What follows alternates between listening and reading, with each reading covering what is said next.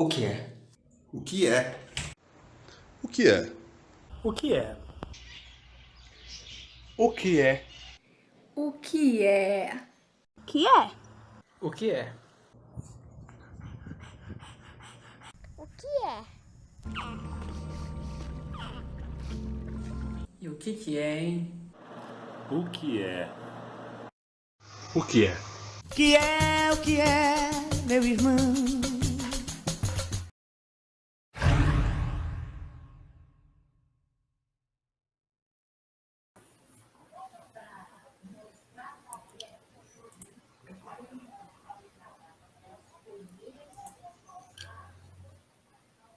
Boa noite a todas e todos. Sejam bem-vindas e bem-vindos, né, ao nosso História em Diagnóstico, mais um programa, né, desse projeto de extensão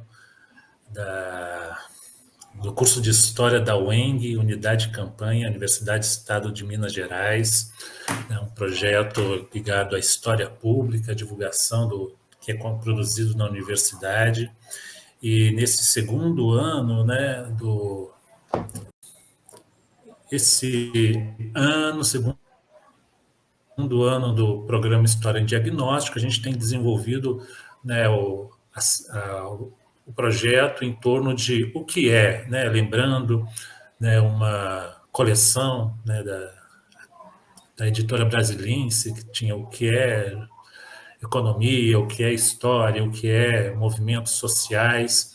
Eu acho que, né, nesse momento de hoje, de tantos negacionismos e debates, né, o programa tem trazido, né, buscar apresentar, a partir de um olhar acadêmico, mas com um público amplo, alguns temas. Aqui nós, hoje, trazemos o que é juventude, né, ou o que são as juventudes, né, a nossa pluralidade, né, sempre pensando na pluralidade. E, né, hoje a gente está aqui com o professor Luiz Carlos Felizardo Júnior, né, ele é professor do curso de Pedagogia da UENG, da Unidade de Campanha. Ele é graduado em Química, em Pedagogia, ele é mestre em Educação, é doutor em Estudos do Lazer, né, é um pesquisador sobre juventude já há um bom tempo e tem uma longa trajetória também na militância negra, né, em Minas Gerais. Então, acho que temos aqui um debate muito importante, interessante para esse dia de hoje e para o momento, né, nosso momento nacional e internacional, que é importante a gente fazer esses debates. Bom, quem, né, tiver interessado nos certificados, etc., está assistindo, tem uma lista, né, de presença, tem as informações aqui e em certos 2, 3 momentos, alguns momentos aqui durante a nossa transmissão, vocês podem, né, eu vou falar a palavra certificado, uma palavra que vocês vão ter que colocar lá no formulário do pedido, tá ok? Em breve a gente vai passar esse código para vocês, tá? Luiz, professor Luiz, o Juninho, como vocês preferirem, né? Conta primeiro para a gente, antes da gente adentrar, né, na temática do dia, que hoje, um pouco mais da sua trajetória, da sua relação com a pesquisa, com o tema e sua relação, sua vida enquanto jovem. Obrigado, Leon. Eu fiquei bastante lisonjeado com o convite e feliz de estar participando de um projeto que, mesmo olhando ali da pedagogia, eu tenho muito carinho, né? Eu já participei aqui, assisti a alguns colegas e alguns temas que muito me interessaram, gostei bastante de alguns expositores, né? Para não dizer da maioria, né? Então, fiquei bem feliz com o convite. E mais ainda pela temática, né? A gente na lida, trabalhando às vezes a gente acaba que se incorpora tanto dos trabalhos cotidianos que a gente não tem o tempo para dialogar, às vezes, com os nossos objetos, né? As nossas pesquisas, os nossos trabalhos. E esta, para mim, é uma grande oportunidade, né? Eu vou falar de um tema que a mim é muito caro, por diferentes motivos, né? E aí eu já vou entrar trazendo alguns aspectos da minha trajetória. Primeiro, eu já fui jovem. Então, eu já fui jovem. Não sou mais. Sou um adulto maduro hoje. E a minha atuação com juventude, ela começou primeiro como jovem, né? Então eu sou de um tempo em que vocês veem na televisão, principalmente os jovens, né? O tempo das diretas já, né? Aquele tempo em que a juventude era rebelde, né? O tempo de uma juventude ao mesmo tempo alegre, bastante revoltada com a falta de direito, de expressão, né? E eu era um jovem bastante politizado, então eu tinha assim muito dessa coisa, tanto de curtir a minha juventude, e curtir a minha juventude também fazia parte de atuar reivindicando alguns aspectos que eram fundamentais para a nossa sociedade. E hoje eu vejo que tem resultados, né? Alguns ameaçados, inclusive, mas temos resultados. Né? Um marco assim da minha juventude é que a gente vivia a entrada na adolescência e aquela coisa de um contexto de quem via de um processo de uma sociedade reprimida, mas que via na liberdade sexual, nas diferentes possibilidades, muito a fazer, muito a viver, muito beijo na boca, né? Vamos dizer assim, e que se trava e que se frustra logo de início com a AIDS, que foi um movimento muito maluco para a gente naquele período. Né? Hoje a gente vive uma pandemia e a gente viveu a pandemia da AIDS. Né? Então, os processos muito semelhantes, como os processos de desinformação, os processos de aprendizado, e um despertar para uma coisa que foi muito importante. Né? A gente sempre deve também tirar lição das dores, né? De que a gente perdeu colegas, a gente conhecidos. A sensibilidade e a possibilidade de amar. Acho que é isso que vai ter a permanência na nossa juventude, né? Quando a gente pensa os anos 60 e tudo aquilo que eles punham e tudo que a gente achou que ia ter e não teve, e que a gente começa a ver aparecer agora novamente. Então é assim. Mas dizer do que era minha vida de jovem, pouco importa se ela não tivesse o link que me traz a pesquisa. E é isso. Se eu participava daqueles movimentos e era engajado, eu também participava do movimento negro. E participei de algumas ações, algumas promovidos por nós jovens, pelo nosso próprio protagonismo, né? É algo que vocês vão ouvir eu dizer aqui. E então a gente tinha ações em que a gente ia para as comunidades, vilas, favelas, a gente trabalhava com os jovens. E é daí que eu acabo indo para a universidade, aí já como professor de Química, e venho para Minas Gerais e encontro a UFMG como um espaço potencial de trabalho. Nesse momento, eu atuava então no movimento negro, trabalhando com as juventudes de vilas e favelas, e fui convidado para trabalhar num programa chamado Ações Afirmativas. Nesse momento, eu já tinha terminado especialização em ensino de ciências da natureza, e eu fui convidado para trabalhar. Assim, então, eu fui assessor da professora Nilma Lino Gomes na implementação dos processos de ação afirmativa na UFMG. Né? Participei de algumas discussões, São Paulo, Brasília, em vários lugares, levando essa temática, vivenciei todo aquele contexto organizativo.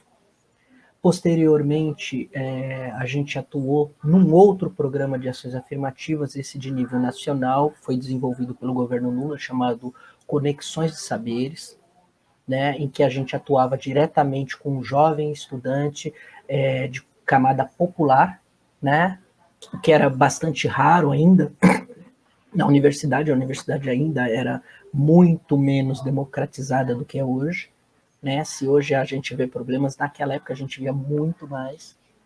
E de lá para cá, tudo foi acontecendo. Assim, eu entrei no mestrado e fui estudar o que me incomodava, que eram os jovens negros, né, sexo masculino, né? Eu vi assim todas as opressões, mas os números e os dados que não mudaram ainda continuam se repetindo e se reproduzindo, como eu costumo dizer, são eles que mais morrem na bala, na violência, né? Então, usando um termo de música de um par de geração, né? É uma desonestidade de sacrifício, né? O Rapa, para quem não conhece. Preste atenção, a desonestidade de sacrifício diz de alguma coisa, de algum comportamento. E assim foi. Depois do mestrado, veio ainda mais um tempo, o doutorado. No doutorado, mais preocupado com a juventude, eu queria entender os processos educativos geracionais e transgeracionais, porque a gente vai adultecendo e a gente vai percebendo. Todos os jovens com os quais eu falei falavam de uma relação com o mundo adulto, ou o mundo dos adultos, né? E aí eu queria entender o que é que está acontecendo, qual é o legado, como que está ficando isso, né? Antigamente era tão importante essa coisa da educação dos mais velhos para com os mais novos, agora isso não importa, é só a educação do jovem pelo jovem, que é o que eu estudei no mestrado. E aí eu reencontrei processos educativos dos mais velhos para com os mais novos, e desde então eu venho trabalhando essas duas vertentes, agora ampliando a pesquisa para além dos negros, né? Pensando esse processo agora em termos de cidade, de estado, né? No meu agora pré-projeto de pós-doutorado, eu estou pensando cidade, né? Então é assim, Leon. É assim que eu cheguei, é assim que eu fui me instaurando com esse tema, né? O movimento estudantil, tem todas essas trajetórias que perpassam aí os meus caminhos, né? E a gente vai também amadurecendo e percebe que a gente não pode ficar lá para sempre, a gente vai alçando outros espaços e promovendo e produzindo novos lugares, mobilizando novos atores e por aí segue. Dei conta? Era por aí que você esperava, Leon?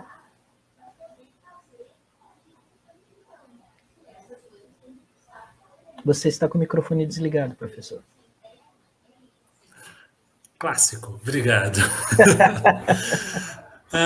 Peço desculpas, né, já, porque parece que minha internet também não está muito boa, está meio instável aqui, né, não sei se para vocês eu saí do ar por algum momentinho aí, mas né, se eu desaparecer, eu tento voltar de qualquer jeito, ok? Então, diante eu gosto muito, né, de saber a trajetória das pesquisadoras e a relação com o tema, né, e juventude é um tema, né, todos fomos jovens, então acaba tendo, muitas vezes, muitos começam, né, durante a juventude, no movimento estudantil, já começam a pensar através da vivência certos temas, né, e mesmo assim, vários desses temas, desses problemas, permanecem, né, e juventude está sempre novas juventudes aí. Mas o que é juventude, Luiz Carlos? Então, o que é juventude? Eu peguei, né? Então eu fui aí atrás de um material, né? Daquilo que a gente produziu, de algumas referências e tudo mais, para vir tentar fazer uma discussão aqui bem bacana. Não, espero que não muito desgastante ou cansativa, mas uma discussão que eu acho que é importante a gente começar a fazer, né, a pensar um pouco, né?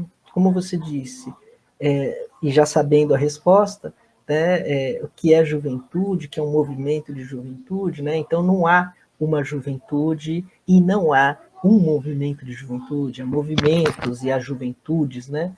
A gente tem essa pluralização do sentido e do significado desse segmento social.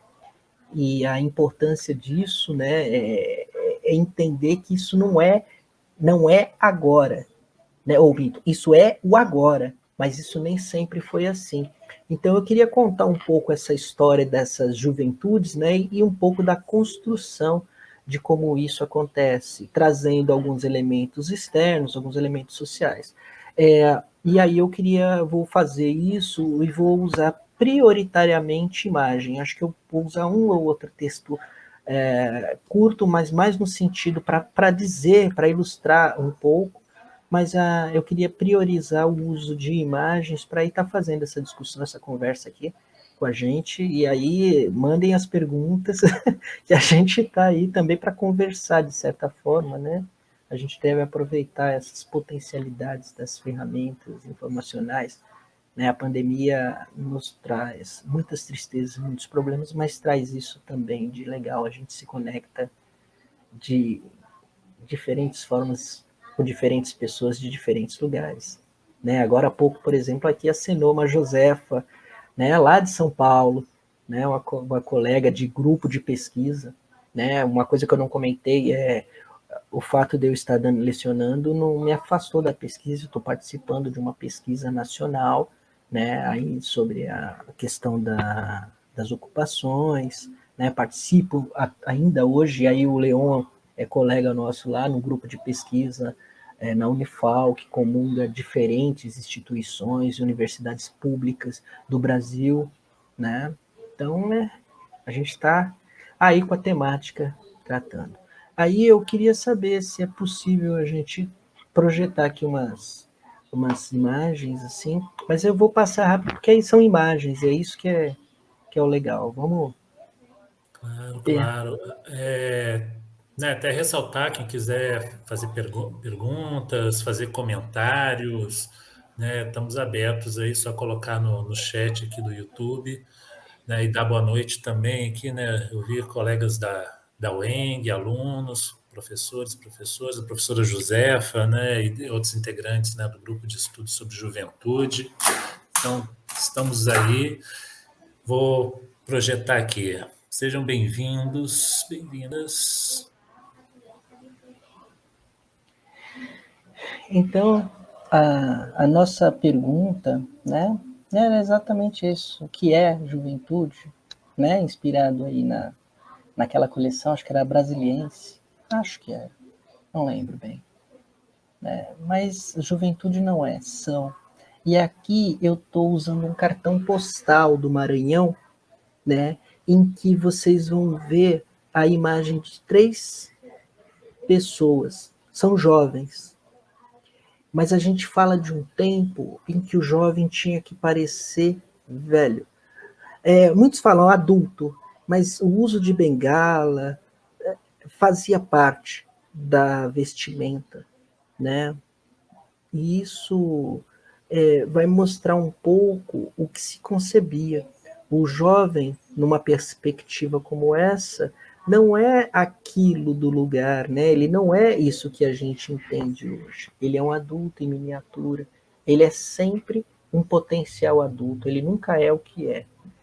E essa imagem ilustra um pouco isso, né? Se vocês observarem mesmo, o mais novo, adolescente, ao fundo, né? Ele está de terno, gravata, bota, né? E os jovens à frente na fotografia, né? Gravata, um até inclusive de bengala. Então é um pouco isso, tá? Essa reprodução do cartão postal é de 1800 e pouco no Maranhão, tá? Então, vamos lá.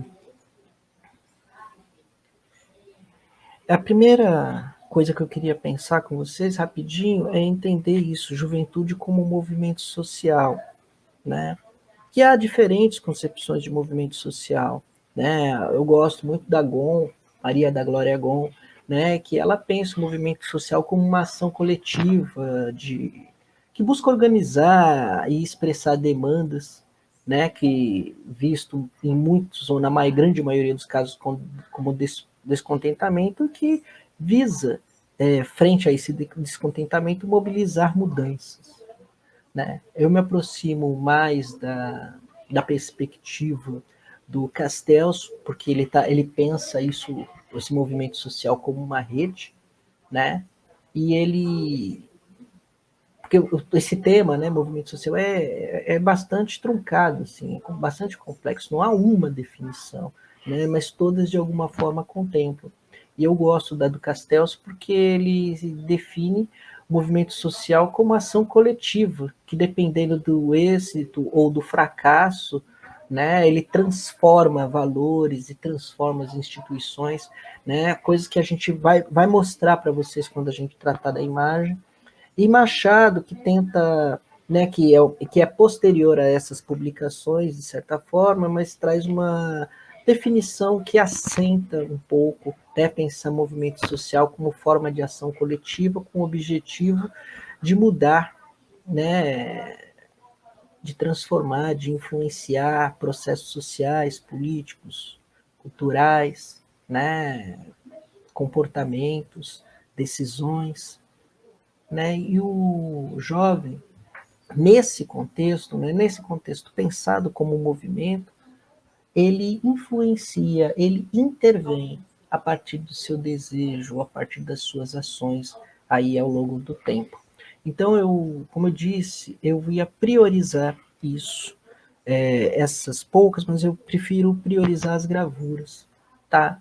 Então, quando a gente pensa lá no século XIX, pensa qual é o lugar do jovem, a gente vai pensar esse adulto em miniatura. Então, aqui vocês vão ter fotografias de manual de etiqueta, cartão postal, fotografias antigas, fotografias de livros, artigo, tese, dissertação, né? Porque eu preferia assim, dar um caráter bastante visual para pensar, né? Por exemplo, essas jovens, adolescentes, né, vestidos assim, de cima e embaixo, com roupas de época, com roupas antigas, né, para o nosso padrão, mas roupas que situam uma não separação do mundo adulto.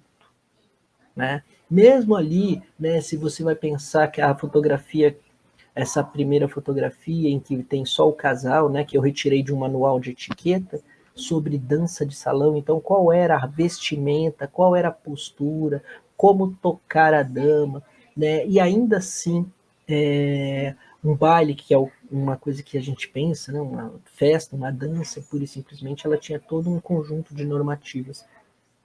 Mas independente das normativas, vejam as roupas, né?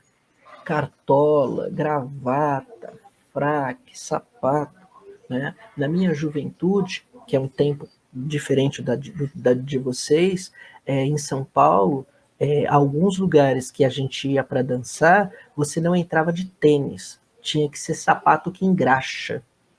Né? Os seguranças diziam, inclusive assim, tinha que ser sapato de engraxa.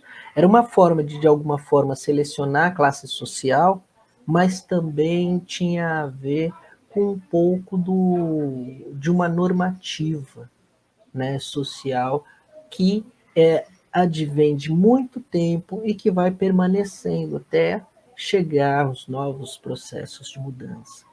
Né? Então, quando a gente vai pensando isso, né, a gente começa a olhar se são só as roupas. Não, né, os hábitos, os costumes. Então, aqui eu fiz questão de trazer uma fotografia da criança trabalhadora, né, as crianças com os hábitos de adulto, inclusive no caso dos jovens que estão fumando, um deles está de monóculos, né, para mostrar um pouco como que se concebia isso, né? E aqui os diferentes grupos geracionais, ali eles estão na frente do movimento anti-lepra, era assim que chamava a época, né? Trato de hanseníase. E vocês verão que as diferentes idades estão vestidas, né, na primeira fotografia, da mesma forma. Eles estão de paletó, camisa, calça, chapéu, papel, né? E isso era um pouco a perspectiva, né? O adulto em miniatura. Né? Então, como é que será? Você vai pensar para mim, então, em termos de trabalho. Será que este lugar de trabalho é o lugar de trabalho de um jovem, de um adolescente? Né? É um mundo adulto, mas essa inseparabilidade do mundo está também na questão da concepção. Por isso, também pensar que as agressões de pais contra filhos em períodos anteriores eram muito maiores, muito mais pesadas, muito mais violentas. Né? Aí você fala, pô, mas você falou que ia falar das juventudes, por que você está trazendo isso? Eu estou trazendo esses aspectos para que você compreenda que a forma de se pensar o que é o jovem é também uma forma de instituí-lo no mundo. E a partir daí, instituindo no mundo, você o submete às normativas. Né? Como a gente está falando aí, por exemplo, do início do século, né? Então a gente está falando de um tempo que não é o agora, né? Mas que pode servir para a gente de marco, né? O jovem como um adulto em miniatura. Né? Avançando um pouquinho mais, a gente também tem que pensar o seguinte, na questão da influência que o ambiente político, o ambiente social ou o ambiente cultural traz. Se o jovem é um adulto em miniatura, ele é um ser em preparo para o mundo. Né? Então o jovem é aquele ser do futuro. Então a gente tem que fazê-lo homem e adulto agora, para que quando ele for adulto, ele possa, né, reproduzir os valores que eu tenho hoje, com os valores com os quais eu informei. E aí eu estou pegando para mim o que eu acho um caso bastante emblemático dessa perspectiva, a juventude hitlerista. Né? Então você vai ter, na abordagem hitlerista, você vai ter uma abordagem sobre o jovem, uma abordagem sobre o masculino, sobre o feminino e sobre as crianças. Tá? Preservando diferença, hierarquia, lugar social e função social. Né? Uma função no regime, perdão. Eu estou trazendo aqui, na primeira imagem, jovens da juventude hitlerista. Eu estou trazendo uma imagem de Hitler com tocando, né, um jovem, incentivando essa participação juvenil, e trago aqui um cartaz de propaganda que aí sem a suástica, né, por favor. Qual a importância? A juventude hitlerista ela foi mobilizada e ela agiu. Diferente do que se imagina a Alemanha hoje como uma grande potência, à época a Alemanha não era, não. A Alemanha era bastante rural, bastante atrasada sobre muitos aspectos. Né? E mobilizá-los, inserindo, né, prometendo, levando-os à potência ou à participação a uma coisa mais ampla, entregando a eles sentidos e significados de transformação, a ação hitlerista sob a juventude foi assim definidora, porque esses jovens passaram, sim, por se sentirem, porque a eles foi atribuído um sentido de importância a servirem o regime. Né? E por que eu também trago isso? Porque eu trago com todo receio. Muitas pessoas já me perguntaram, poxa vida, você acha que uma educação que disciplina, que o jovem, que ensina patriotismo aos jovens, que ensina para eles os valores da família, não é uma educação melhor do que essa educação em que o jovem é mais liberto, em que ele se veste como quer, em que ele não tem que seguir uma disciplina rígida, né? Em que ele não tem que seguir uma religião, em que ele não tem que ter amor à pátria? Então eu trago de uma época muito próxima a influência dessas ideias fascistas ou nazifascistas no Brasil, tendo aqui a figura do Plínio Salgado, que era um escritor, jornalista, poeta, historiador, teólogo e político conservador, que ele fundou a AIB, né, a Ação Integralista Brasileira, né, um partido nacionalista, católico, de extrema-direita, inspirado nos princípios do movimento fascista italiano. Né? E eu trago para mostrar para você o seguinte, esse tipo de ação, esse tipo de regime também age sobre as crianças do Brasil. Eu não quero dar aqui lá muita importância para isso, mas eu quero mostrar para vocês que tal qual acontecia com aquele regime, um tipo de escola centrada nesses valores como princípios orientadores de uma conduta na sociedade, inclusive odiando aqueles que não seguem, pode levar a casos horrorosos. E acredite, a Aliança Integralista tinha escola, tinha ações formativas, né, para além de fazendas em que escravizavam os pobres, especialmente os negros, eles atuaram, né, e eles formaram, sim, pessoas no Brasil que concebem aquilo que não é o tipo de ser que cabe na cosmovisão deles como um ser inferior, que deva ser, inclusive, anti-brasileiro e ser eliminado. Então, eu quero só mostrar para vocês que esse tipo de coisa pode mobilizar e que nesse tempo, ou nessa perspectiva que a gente está falando ali do período de 45 para trás do século passado, essa ideia do período de preparo do outro para o futuro era muito forte, que uma educação pensada assim tem esse tipo de problema. E isso atua também sobre as formas de crer de jovens. Isso não configurará uma juventude ainda, mas esse tipo de coisa, né, esse tipo de ação tem esse poder, e a gente tem que atentar para isso, né? E aí a gente se lembra, né, seguindo todo o restante da história, como é que isso deu ruim, né? A gente sabe como isso acabou, né? Mas a gente não está aqui para ficar falando de esquerda, direita, a gente está aqui para falar de juventude. E aí a gente vai pensar, então, essa juventude dos anos 50. Os anos 50, pós-guerra, né, eles foram muito importantes, culturalmente, por causa de avanços científicos, tecnológicos, né? Mas eu queria mostrar para vocês já alguns traços desta que vai ser a imagem que vai se criar a partir dos anos 50 em relação ao jovem, que é a ideia do jovem rebelde.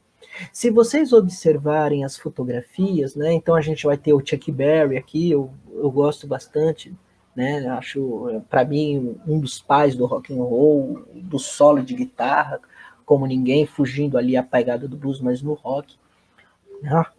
Isso aí é do meu tempo, do meu pai, né? Mas vale a pena a gente começar a pensar como que terno, gravata, mas os penteados subvertem a forma da gravata, os cortes do terno, a postura, o jeito de ser e estar, né? Então isso vai trazer uma marca. E isso é legal porque a gente começa a pensar das distintas relações pelas quais você pode compreender os movimentos de juventude, né? Eu, particularmente, vou priorizar aqui muito a música, porque eu acho que os estilos musicais, eles são muito interessantes porque eles marcam, né, atitude, eles marcam postura, mas eles marcam a moda. A moda também é a forma de se vestir também é um outro elemento bastante interessante para você pensar o desenvolvimento da juventude. Não em si pela roupa, mas pelo sentido que esta roupa, por exemplo, tem naquele corpo, tá? Então, por aí um pouco que a gente vai agora, né? Então, vamos pensar aqui na radicalidade. Nos anos 50, os jovens dos anos 50, eles vão ser pensados como problemas, né? Olha, a gente vai pegar a questão das gangues, né, que são essas articulações juvenis, que muitas eram para se divertir, mas isso não implica total ausência de violência, então a gente vai ter uma influência bastante forte ali do pensamento da Escola de Chicago na construção do olhar do jovem como um problema, né? Nós vamos ter várias pessoas que vão pensar essa construção do jovem como aquele rebelde, aquele que não quer seguir as normas, né? Mas não é só isso, né? A questão é qual é o sentido que a liberdade ganha, a qual norma e o que significa a norma no tempo que esse jovem contra a qual esse jovem se rebela, né? Esse jovem não é só isso, ele é sentimento, ele é amor, ele é paixão, né? Mas neste período o jovem era muito visto como isso, né? Como aquele que é contrário aos sistemas, às normas. Então a gente vive um momento a sociedade, né? A gente eu falo, mas é a sociedade, em que a juventude vai se libertar daqueles cânones, né? Então agora, nos anos 60, principalmente em função de um conjunto de vivências do Ocidente, sim, mas no Oriente também, tá? A juventude vai simplesmente pôr abaixo. Então vão ser os baderneiros, hips, maluqueiros, né? Eles vão ser os subversivos, eles vão ser aqueles que não aceitam a ordem, eles vão ser aqueles que não, ou melhor, aqueles que começam a recusar esta concepção, né, do jovem como um período do futuro. Esses jovens amam, eles desejam, eles podem, eles têm força. E aí a autoconsciência disso vai fazer com que eles passem a ser percebidos, né, pelo mundo adulto, e isso significa também por parte do pensamento acadêmico científico como problema. São os jovens problema, né? Por quê? Porque eles não vão subordinar as ordens.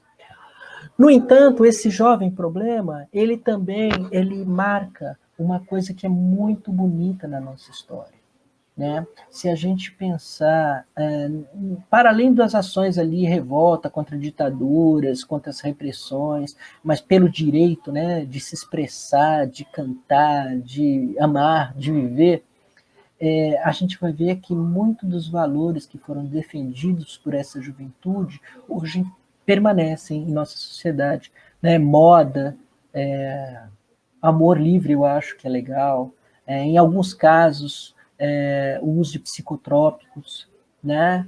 Então, tem coisas que são muito legais, que ficaram de herança, tem algumas que não, né? Como o caso do psicotrópico, por exemplo, é uma coisa bastante relativa e ainda com bastante controvérsia na sociedade, né? Mas pensar que eles queriam dar eles mesmos o sentido à própria vida é bastante interessante, né? E uma outra coisa que vocês vão ver é o lugar das mulheres. Nessa última foto aqui do canto abaixo, eu tenho uma fileira de mulheres, e aí vocês começam a pensar o feminismo, vocês começam a pensar todas essas coisas, a subversão de uma ordem impositora e um primeiro esboço do movimento, ou a origem do esboço mais fortalecido, organizado e público, plural, do enfrentamento ao patriarcado, né? A diversidade, o aceite, né? Um maior aceite à diversidade e tudo mais. É claro que o problema das pesquisas que centraram esse período é que eles veem esse jovem revolucionário, né? Então esse jovem que é problema, ele também é um revolucionário. No entanto, a sociologia que olha esses jovens, ela não olhou, por exemplo, os outros, né? Então o foco fica muito ali na juventude branca, classe média ou até mesmo pobre, e eles deixam de olhar o que se produziam, por exemplo, no caso dos negros, né, que vão produzir ali o soul, vão produzir também toda uma vestimenta, toda uma forma de ser, toda uma forma comportamental, né, porque as sociedades segregadas, e aí a gente marca mais aqui no Ocidente, né, o que não escapa em alguns países da Europa, mas marcando mais aqui na América, no Ocidente, mais para o Ocidente, a gente vai ver essa questão racial se expressar tanto no silenciamento em relação à produção dos jovens negros, quanto em relação a compreender esse movimento de juventude de um modo geral, sem cor, né, como um movimento das rebeldias, né? Então aí, Jerry Lee Lewis, Chuck Berry, Ray Charles, B.B. King, né, que são pessoas que vão inovar estético musicalmente, mas junto com isso trazer também todo um conjunto de comportamentos que vai influenciar sem dúvida o Brasil, da mesma forma que eu mostrei ali, há influências negativas lá do nazismo, e a gente vai trazer as concepções, né, essa coisa do jovem como problema vai ter também as suas expressões aqui no Brasil. E aí eu fiz questão de trazer 4 fotografias, né, 3 fotografias e uma imagem, para trazer, para mostrar para vocês, de certa forma, a luta contra a repressão, a questão da expressividade, né, musical, artística, estética, os valores da paz, o amor, né, e também a liberalização, a liberdade, o feminismo, a questão do direito de se expressar, de andar pura e simplesmente livre. A gente fala de um tempo bastante revolucionário, né? Acho que a mini saia, ou seja, o direito de andar com uma roupa mais curta num dia de calor, muito distinto e diferente daquele jovem em miniatura que se vestia de cima e embaixo, que usava até bengala para parecer adulto, né? Então a juventude como rebeldia e protesto é um pouco a leitura, né, do problema dessa juventude. Mas ela não é isso, tá só. Ela também é resistência e rendição, né? A juventude, e aí eu vou voltando nessa construção temporal, quando você vai pensar ali para os anos 70, né?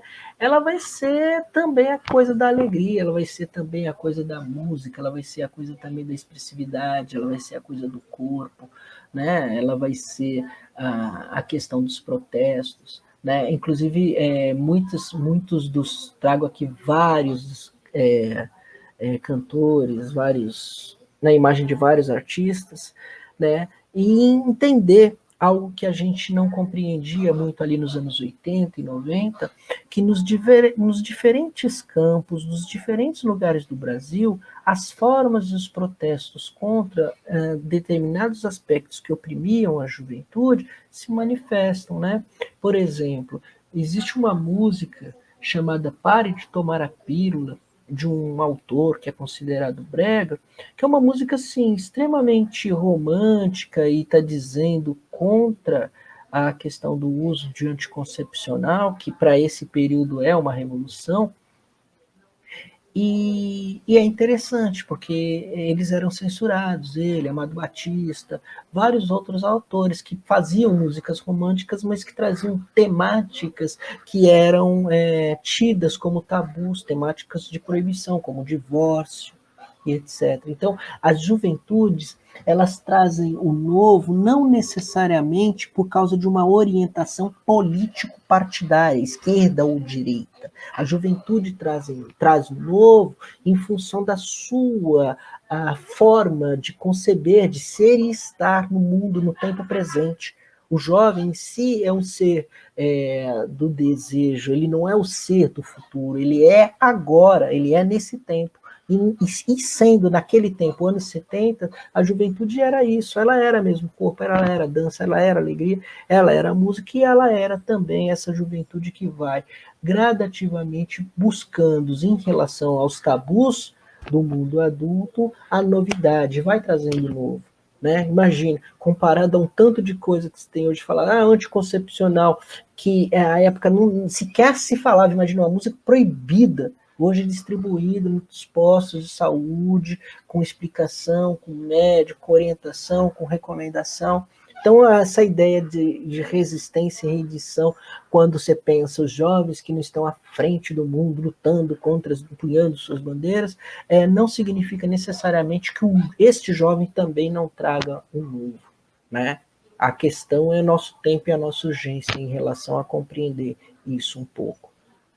Então, aí, avançando, eu vou chegar nos anos 80 e vou trazer um conjunto de aspectos e elementos e lembrar aquele aspecto, a marca que eu falei para vocês, nesse movimento, né, de juventudes, né, das juventudes se construindo, é a gente lidar, por exemplo, com a AIDS, com o HIV, né, como um marco, assim. Mas nós também tivemos, e aqui no caso da juventude brasileira em especial, o contato com o exterior. Né? É nos anos 80 que a gente vai ter um acesso mais amplo e restrito à música internacional, ao que acontecia fora do Brasil. Né? Antes disso, antes dos anos 80, ali a gente está ainda na ditadura, né? A gente pode dizer que ali a partir de 77, 78, né? A gente começa a acessar melhor para além daquilo que era permitido ou que era objeto de consumo e de produção de consumidores da mídia, né, da TV e do rádio, que eram os principais da época. Então, ali a gente tem um marco nos anos 80. E pensar a juventude dos anos 80, que era essa juventude que eu estava falando, é pensar uma juventude que é revoltada. Escutem as músicas dos anos 80. Vocês vão escutar músicas que falam de amor, mas vão ouvir músicas que falam de algumas relações um pouco diferente do que eram as antigas relações dos anos 70 nas músicas, e vão perceber uma coisa também que é muito legal, né, pensando essa juventude dos anos 80, como que eles são revoltados, né? A letra das músicas é quase sempre a letra de revolta, é a letra querendo revolução, é a letra querendo mudança, né? A música, né? O jeito de tocar, ela vai mudando, ela vai dar um impacto todo diferente. Por quê? Porque isso expressa, de certa forma, um sentido de algo que estava muito aprisionado e que saiu. Né? Eu sempre falo, para mim o disco Cabeça de Dinossauro é o disco que melhor marca esta época, né? Mas o Legião Urbana 1 e 2 também, também vale a pena. São discos que você pode ouvir, mas o que eles diziam nas letras ajuda você a captar um pouco qual era o sentimento disso. É claro que aqui no canto temos o Queen, né, que a gente não vai esquecer, nem o Michael Jackson, com todas as novidades que ele foi trazendo para o corpo, para a dança e tudo mais. A juventude dos anos 80 é essa juventude aí, é a juventude que está aí. Eu me vejo nesse meio, eu me vejo como um partícipe desse lugar, acenando bandeiras e querendo direta já na Praça da Sé, em São Paulo, né? E essa foto, para mim, ela é emocionante, porque me situa no tempo e no espaço, mas vai mostrando exatamente como que aquelas revoltas, aquelas coisas que a gente tinha, também tinham um sentido mais amplo político. Por isso que eu falo, não necessariamente esquerdismos ou direitismos, mas esse sentimento pela liberdade é o que vai marcar de forma muito grande a juventude dos anos 80, bem como eu disse, o trauma em relação à questão do HIV, né? Que hoje já conseguem ter um maior controle e que agora, enfim, estão testando uma vacina e que dê certo e que a gente consiga vencer, enfim, isso. Tá? A gente perdeu gente. O jovem como solução. Essa é a perspectiva que virá, então, do jovem como problema, né? A gente vai migrar, então, para pensar o jovem como solução. Dia Nacional de Juventude, 22 de setembro, me lembra lá atrás, foi um marco. Pensar a juventude como solução é começar a pensá-la enquanto um ser partícipe das decisões, das políticas públicas, das decisões sobre eles, né? Então, de para com. E é muito importante, porque no processo democrático que a gente viveu, né, no pós-80, 90, a gente conseguiu focalizar e possibilitar que jovens pudessem, aí sim, se colocar de uma forma mais aberta e participar, sim, de processos políticos e de decisões, de dizer das políticas públicas que melhor os atendia naquele momento. Né? A gente tem que lembrar, o mundo é dinâmico, a economia é dinâmica, a sociedade é dinâmica.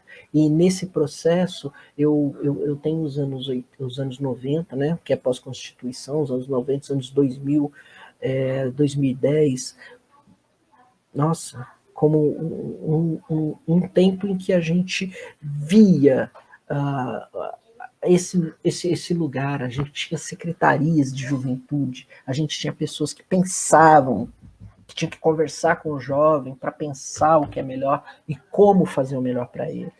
Né? Nos anos 90 a gente também vai ter isso, né? A gente vai ter uma profusão, a gente vai falar de globalização e a gente vai ter uma profusão cultural.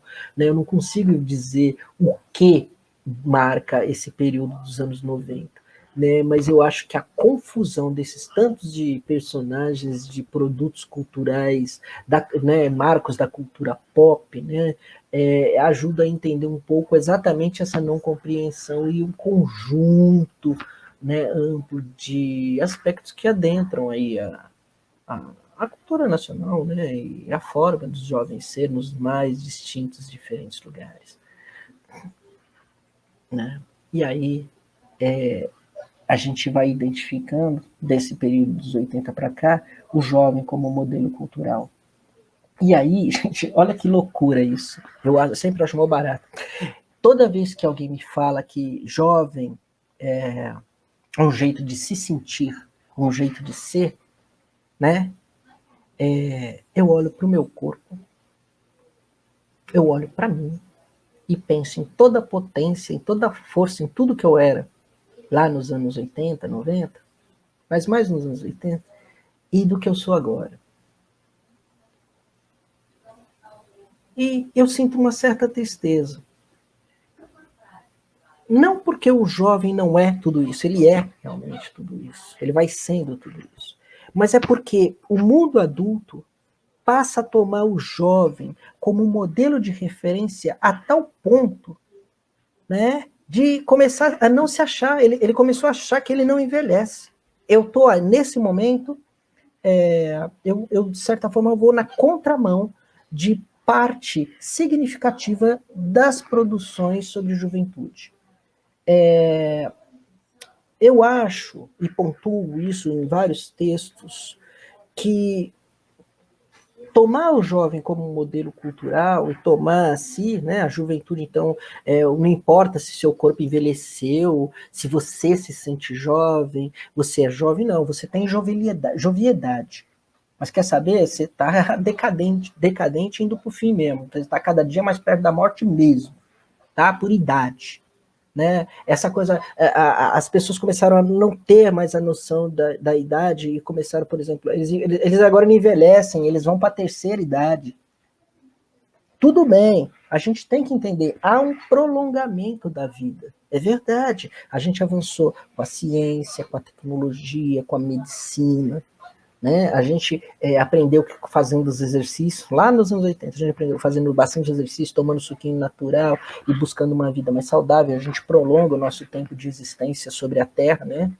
Então, com o céu em cima e a Terra embaixo, né? Não a Terra e o céu embaixo, depois você no céu e tudo embaixo, né? A gente prolonga isso, é legal, bacana, tal, mas isso não faz de você um jovem.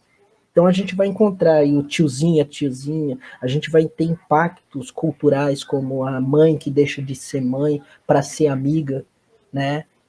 Como se mãe não fosse algo importante na construção, no legado do ser que você apresenta e entrega ao mundo, né? O pai não fosse isso, o pai não tivesse nenhum, é como se o pai não tivesse nenhum sentido subjetivo e objetivo. Meu pai não é meu pai é um amigo, meu pai é uma parça. Quer dizer, parceiro, peraí, mas quem é que vai ocupar essa figura? Será que essa figura não é realmente importante?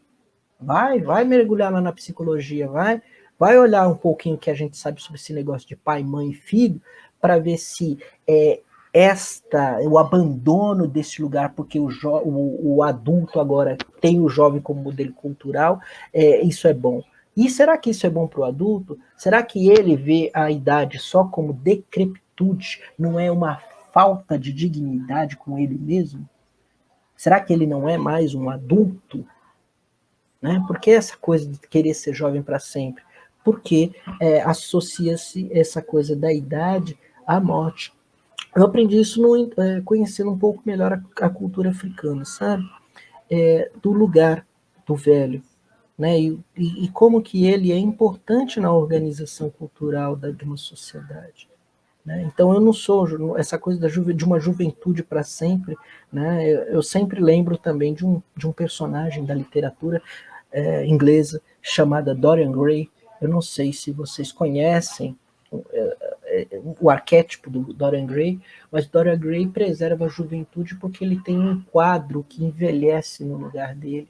E ele vai se tornando cada vez menos humano, na medida em que as pessoas com as quais ele se relaciona nas suas várias vidas vão indo embora, até o momento em que ele é completamente desumano, né? Por quê? Porque nascer, crescer, morrer, envelhecer, viver, adultecer, assim como juvenescer, fazem parte do nosso processo.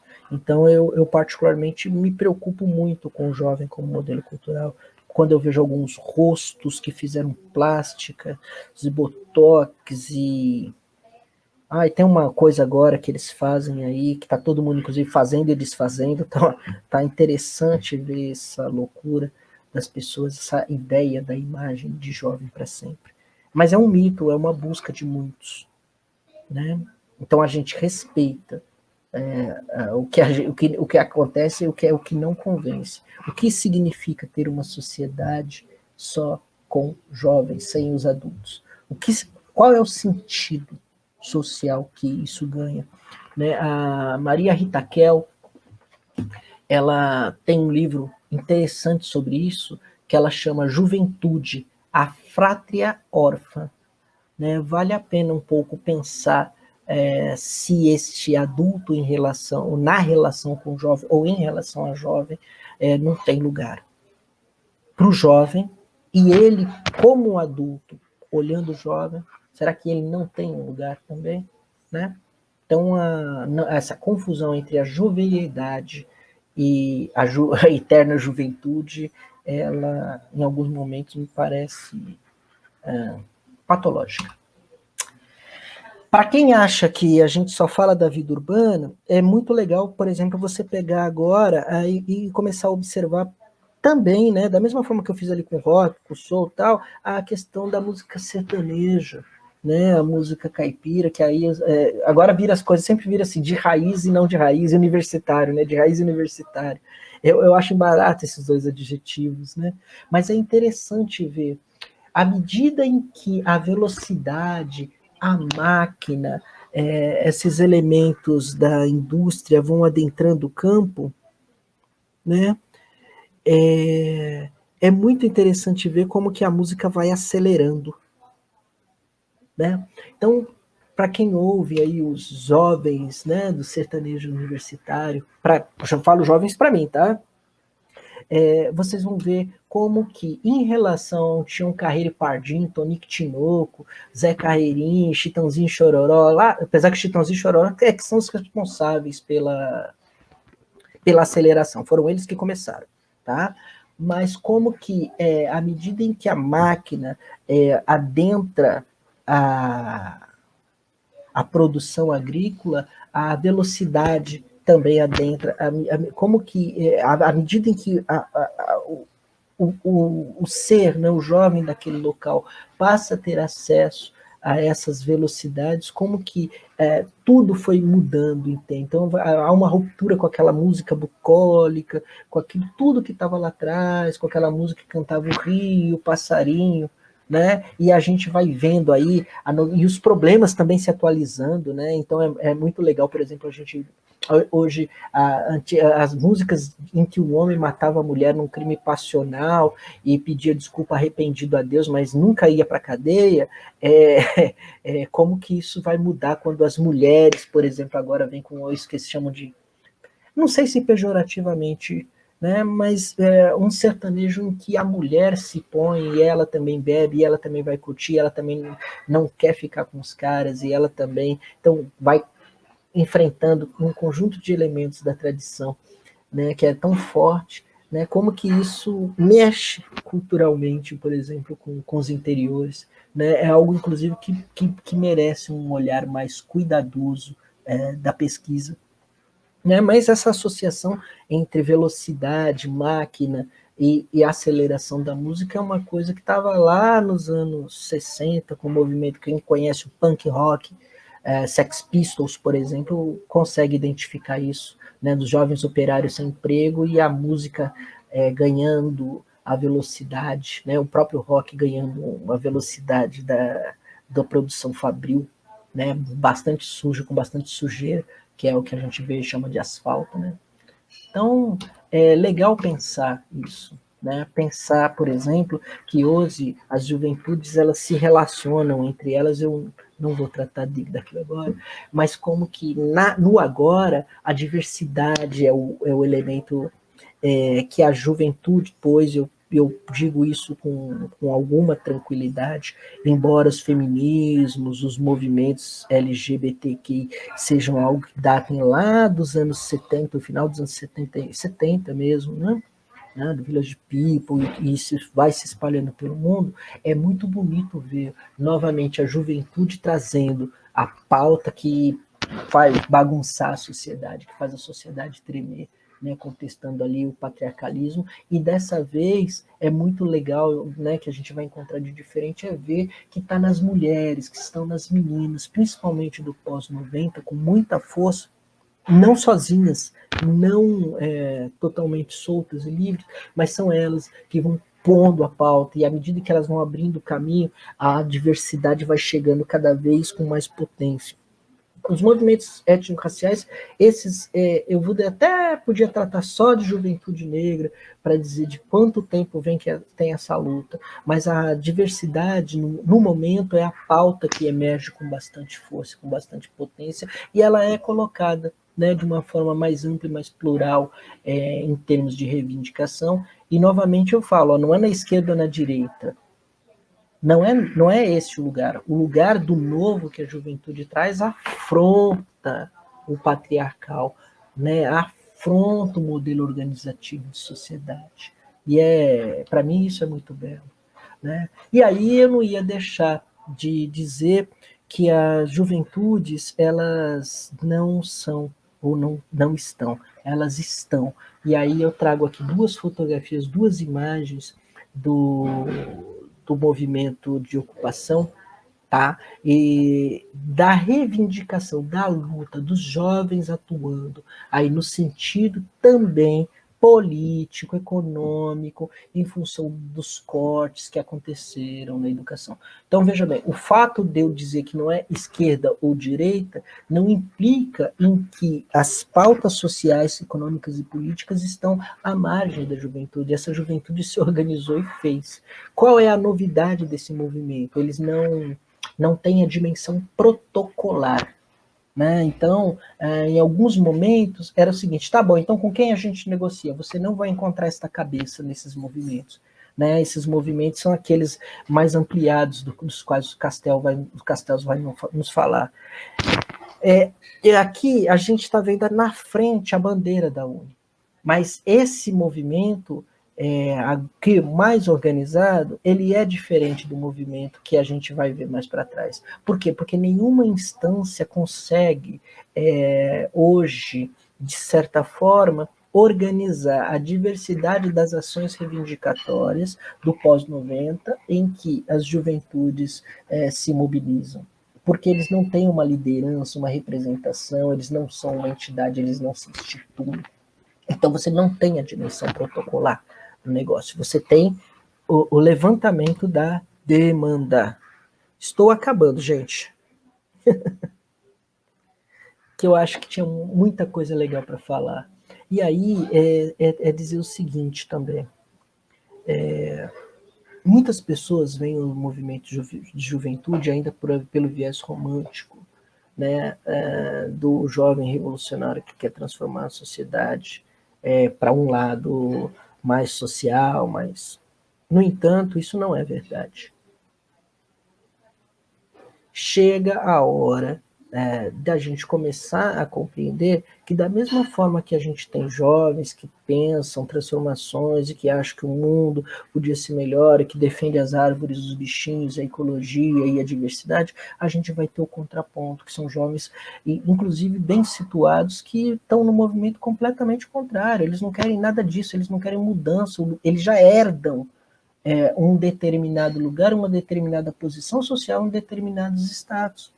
E que mudanças como essas da diversidade, postas pelas pautas da diversidade sexual, postas pela questão do étnico-racial e tudo mais, muda o status social deles, e eles lutam para preservar o lugar deles.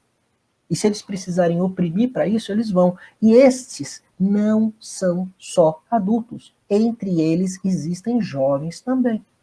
Então, é importante perceber os movimentos da juventude, mas eu particularmente penso só nesse sentido, penso que isso só faz sentido num movimento mais ampliado.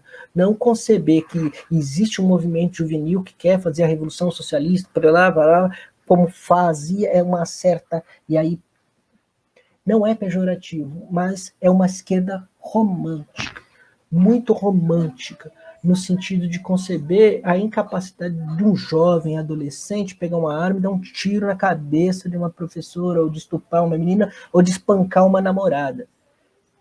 Tá? Então, ou o contrário também, viu? A namorada matar o menino, ou ela ser a traficante, não ele, porque é importante a gente trazer a questão da equiparação de gênero, sabe? Então, que ela pode ser ela, a traficante, ela pode ser o chefe do tráfico, ela pode também pegar a arma e atirar.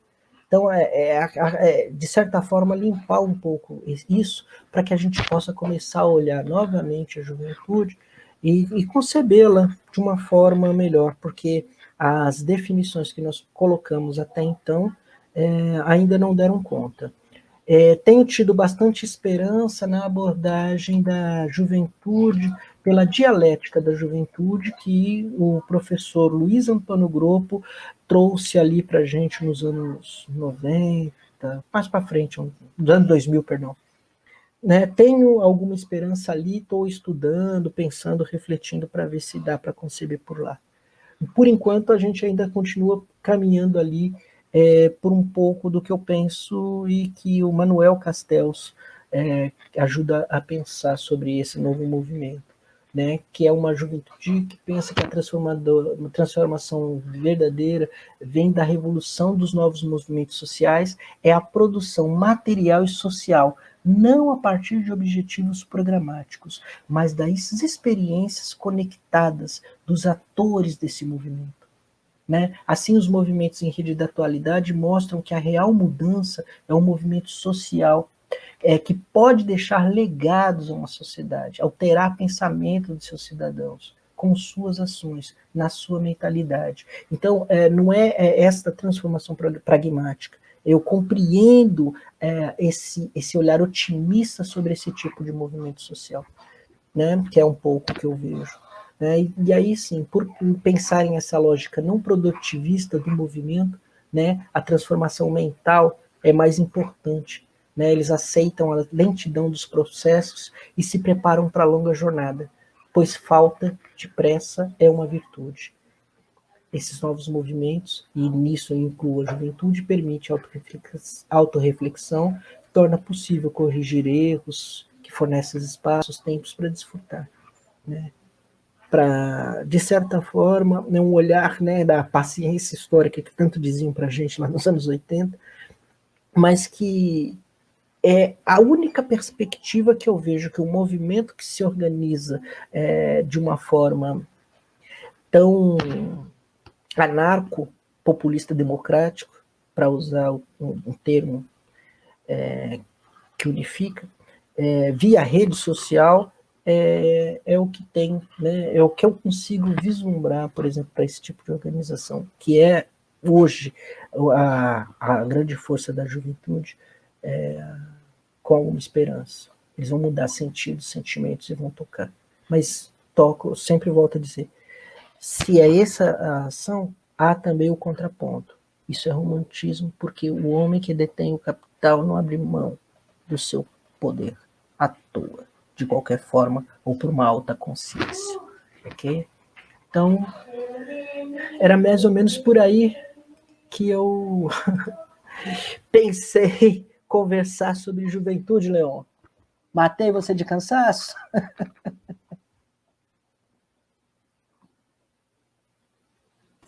Tem que abrir o microfone. Maravilha! Adorei. Eu acho que você trouxe várias reflexões importantes aí para a gente, né? Uma delas, né, que eu fico sempre pensando, que faz parte, né, das minhas investigações também, que tem trabalhado movimentos, juventude, né, já há algum tempo, por diferentes perspectivas, né? Um é essa multiplicidade, se criou, você trouxe muito bem, um mito, né? Um mito do poder jovem. Esse termo foi muito forte, né? O poder jovem nos anos 60 era título de revista, título de publicações de um livro bastante importante à época sobre o movimento estudantil, né? E que, né, todo esse poder de transformação, né, que tem a juventude, tem toda uma potência ali investida, né, na juventude, do que se chama juventude, mas a gente aí pensa, né, vários movimentos, né, de juventude que são de direita, centro, ou não são nada, né, estão tentando ser alguma coisa, se localizar no mundo, que a parte da juventude está tentando se localizar, ser alguém no mundo, já sendo alguém no mundo. Enfim, mas, por exemplo, nos anos 60, 70 no Brasil, se a gente vai para o IBGE, para os dados do IBGE, né, do censo, a média de idade da juventude no Brasil dos anos 60 e 70 era 18 anos. Metade da população brasileira podia ser considerada jovem. Isso, nos dados do IBGE, era também, né, crianças, bebês, né, todos menores de idade, enfim. Mas se fosse, né, todo esse potencial mesmo, né, se fosse essa potencial de transformação, a gente estaria numa sociedade bastante diferente, né? Não teria tido tantos anos de ditadura. E aí, né, que são essas várias, todas as pessoas nessa faixa etária, né, a juventude como uma construção social. E aí eu tenho uma pergunta, tem umas perguntas aí do público, podem fazer mais, tal, Sim. outros comentários vou trazendo aqui, né, mas nessa construção, e ela, em parte, você trouxe muito bem quando traz música, som, imagem, né?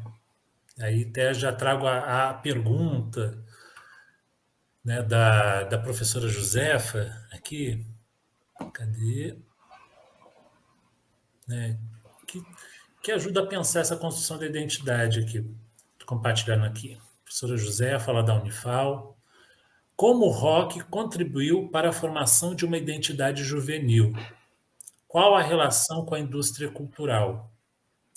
Né? Então, eu queria aproveitar o gancho, né, da professora Josefa para fazer uma outra pergunta. Né? O rock se construiu nos anos 60, né, se projetou como a música da juventude, internacionalmente, a indústria cultural ali, toda uma potência de rebeldia em volta pelo ritmo. Mas e as outras músicas, e as outras juventudes, né? Eu acho que aí tem até a sua tese, né, traz a questão da black music, da soul music, e que eu fico perguntando, o direito à juventude, né? O direito à juventude, se é uma construção, tem certos espaços, toda aquela proteção à infância, definições sociológicas, psicológicas, né? Então temos uma juventude que tinha um direito a ser jovem, né? Tinha um espaço, tinha dinheiro, estava em certas classes, e outras, né, que estavam trabalhando, estavam na zona rural, eram jovens, né? Ou essa juventude da periferia, né, no Brasil, e muito da população juventude negra, né, e em relação à música, né, a construção de sentidos, de espaços, de identidades, sociabilidades, né, a juventude como quando você fala movimento social, eu vim nessa coisa da juventude como uma construção social de espaços de sociabilidade que se constroem, né, a partir de um convívio, de uma convivência.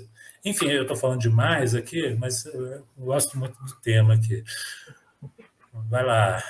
Tá. Depois o que é que eu faço já? Não, daqui a pouco eu trago outra pergunta. Não, aí, temos mais aí. Pode ir trazendo.